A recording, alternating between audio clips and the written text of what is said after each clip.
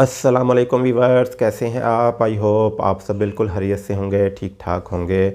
आज मैं आपको बैंक स्टेटमेंट के हवाले से अपडेट दूंगा कि हम अपनी बैंक स्टेटमेंट कैसे मेंटेन कर सकते हैं, किस किस्म की बैंक स्टेटमेंट होनी चाहिए। जो भी बड़ी कंट्री है जैसे कि शेंजन है, यूके है, कनाडा है, किसी भी बड़ी कंट्री का वीज़ा अप्लाई करने के लिए, इवन कि अगर वो तुर्की भी हो, तो अगर आपकी बैंक स्टेटमेंट स्ट्रॉन्ग है, मेंटेन है, तो आपको वीज़ा मिल जाएगा। अगर आपकी बैंक स्टेटमेंट मेंटेन नहीं है तो आपकी अगर ट्रैवल हिस्ट्री भी अच्छी हो तो आपका वीज़ा रिफ्यूज़ हो जाएगा। और अगर आपकी 2-3 कंट्री की भी ट्रैवल हिस्ट्री है लेकिन आपकी बैंक स्टेटमेंट अच्छी है, प्रूफ ऑफ इनकम उसमें नज़र आ रहा है, तो आपको वीज़ा मिलने के बहुत अच्छे चांसेस होंगे और वीज़े देखने में भी आते हैं। तो बहुत सारे दोस्त बैंक स्टेटमेंट के बारे में पूछना चाह रहे होते हैं, तो आज उन्हीं दोस्तों के लिए खास कर ये वीडियो है जो कि आने वाले दिनों में शेंजन या फिर यूके का वीज़ा अप्लाई करना चाहते हैं। तो वो ये वीडियो देखकर अपनी बैंक स्टेटमेंट को मेंटेन कर सकते हैं। तो सबसे पहले अगर आपने अभी तक चैनल को सब्सक्राइब नहीं किया तो चैनल सब्सक्राइब कर दीजिए। अगर वीडियो अच्छी लगे तो इसको लाइक कर दीजिएगा। तो स्टार्ट करते हैं। सबसे पहले तो आपको यूके के हवाले से थोड़ी सी अपडेट दे दूं कि अगर आप यूके का वीज़ा अप्लाई कर रहे हैं तो अगर आपका फ्रेश पासपोर्ट भी है लेकिन आपकी बैंक स्टेटमेंट मेंटेन है, आपके टैक्स रिटर्न्स अच्छे हैं, प्रूफ ऑफ इनकम आपके पास जेन्युइन है, तो आपको ये वीज़ा मिल सकता है। क्योंकि आपकी जो टैक्स रिटर्न और बैंक स्टेटमेंट जो है वो मैच करनी चाहिए। तो बैंक स्टेटमेंट आपने कैसे मेंटेन करनी है, इसके लिए भी आपके 2 अकाउंट होने चाहिए। एक तो आपका बिज़नेस होना चाहिए और एक पर्सनल होना चाहिए। अगर 2 नहीं है तो आप एक को भी शो कर सकते हैं कि जी मेरा पर्सनल और जो है बिज़नेस अकाउंट यही है। लेकिन अगर 2 अकाउंट हो तो वेल एंड गुड है।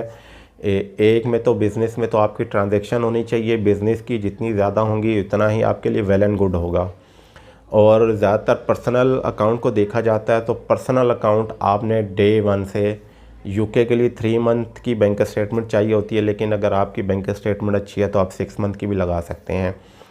तो डे 1 से यानी कि अगर आपने 1 जनवरी से अपनी बैंक स्टेटमेंट बनाना शुरू की है और आप 1 जनवरी से लेकर 30 मार्च की बैंक स्टेटमेंट लगाएंगे 3 मंथ की, तो 1 जनवरी से पहले आपने इसके अंदर कोई बैलेंस ऐड कर लेना है। बेशक वो जो भी आप आसानी से कर सकें, 1 मिलियन कर सकें, 1.5 मिलियन कर सकें, 8 लाख कर सकें, जो भी कर सकें वो आप कर दें। और उसके बाद हर महीने जो भी आप अपनी इनकम शो कर रहे हैं तो आपने वो अपने बैंक अकाउंट में डिपॉज़िट करवाना है। बेशक वो आप अपनी सैलरी शो करें, अपना प्रॉफिट शो करें, जो भी आप शो करें वो आपकी बैंक स्टेटमेंट में मेंशन होना चाहिए। और अगर आपने फ़र्ज़ करें शो किया जी मेरी 1,20,000 सैलरी है या मेरा प्रॉफिट है 1,20,000, तो उसमें से आप 70% अपने एक्सपेंस निकाल लें और बाकी उसको डिपॉज़िट करवाते रहें। और आपने हर मंथ ऐसे ही करना है। तो 3 महीने के बाद आपकी बैंक स्टेटमेंट रेडी हो जाएगी। तो उसमें आप जो है अपने क्रेडिट डेबिट कार्ड जो है उससे भी ट्रांजैक्शन कर सकते हैं। अगर आप किसी बड़े स्टोर में गए हैं तो उससे भी आप ट्रांजैक्शन कर सकते हैं, आप कैश भी निकलवा सकते हैं।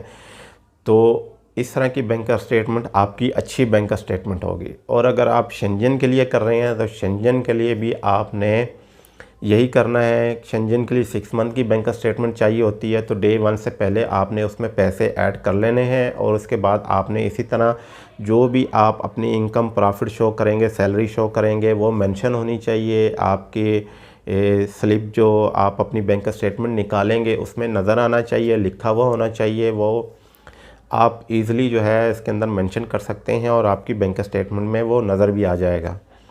तो इसी तरह आपने उसमें अपने एक्सपेंस कर लें। बेशक 1,20,000 आपने ऐड किए हैं, उसमें से अगर आप 60,000 या 50,000 मंथली अपने एक्सपेंस कर रहे हैं और बाकी आपके डिपॉज़िट होते जा रहे हैं, तो 6 मंथ तक आप उसके अंदर डिपॉज़िट करवाते जाएं, ऐड होते जाएं यही अमाउंट। लेकिन एक ख्याल करना है कि आपने जब 2-3 महीने गुजर जाएं या फिर कुछ दोस्त एंड में उसके अंदर बड़ा अमाउंट डाल देते हैं, तो ऐसा आपने नहीं करना है। और कुछ दोस्तों की बैंक स्टेटमेंट देखने में आती है कि जी डे 1 में उनके 10 लाख पड़े होते हैं, 1.5 महीने के बाद वो 10 लाख ज़ीरो हो जाते हैं, फिर 1 महीने के बाद फिर 10 लाख आ जाते हैं, फिर उसके बाद फिर ज़ीरो हो जाता है। तो इस तरह की बैंक स्टेटमेंट सिफर होती है। तो डे वन से आपके उसके अंदर अमाउंट नज़र आना चाहिए और वो इंक्रीज़ होना चाहिए, डिक्रीज़ नहीं होना चाहिए, इंक्रीज़ होना चाहिए। और अगर आपकी सैलरी है तो सैलरी याद रखें कि शेंजन वीज़ा, कनाडा का वीज़ा, यूके के वीज़े के लिए वो सैलरी आपके बैंक अकाउंट में आना ज़रूरी है, बैंक अकाउंट में वो शो होना ज़रूरी है। तो उसको भी आपने ऐसे ही करना है। अगर आपकी 70,000 सैलरी आ रही है तो उसमें आप अपने एक्सपेंस निकाल लें, 40,000, 45,000 कोई भी, और बाकी ऐड करते जाएं। तो इस तरह आपकी बैंक स्टेटमेंट रेडी हो जाएगी। और जब आप वीज़ा अप्लाई करने जाएंगे तो आपके बहुत अच्छे चांसेस होंगे वीज़ा मिलने के। तो ये आज अपडेट थी। उम्मीद है कि आपको वीडियो पसंद आई होगी। मुझे इजाज़त दीजिए। अल्लाह हाफिज़।